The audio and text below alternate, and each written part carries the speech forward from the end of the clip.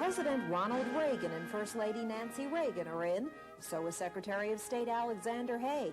Their company and that of several hundred others in Washington is considered socially acceptable, according to the Green Book.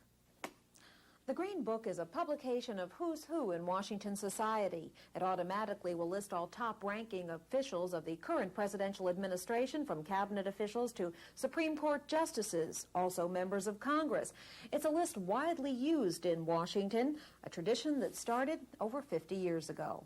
My grandmother, Helen Ray Hagner, who handled, she had a social bureau and she handled debuts and parties and so forth, and she needed an up-to-date list of people who went to all these things in Washington.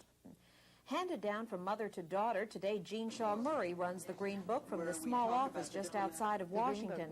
The book's function has changed some from days of old. It's now used by just about every government department, members of Congress, and diplomats, not just for planning social functions, but in matters of protocol. And in writing an envelope, you would address her as Justice O'Connor.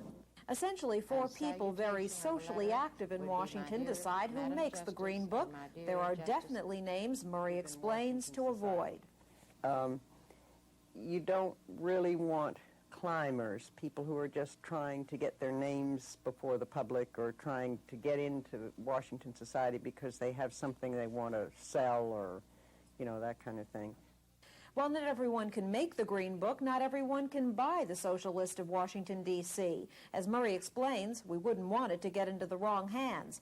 And perhaps to protect a family tradition, when Murray decides to retire, there will be no daughter to pass her job along to, but yes, there is a son, and he's all for it.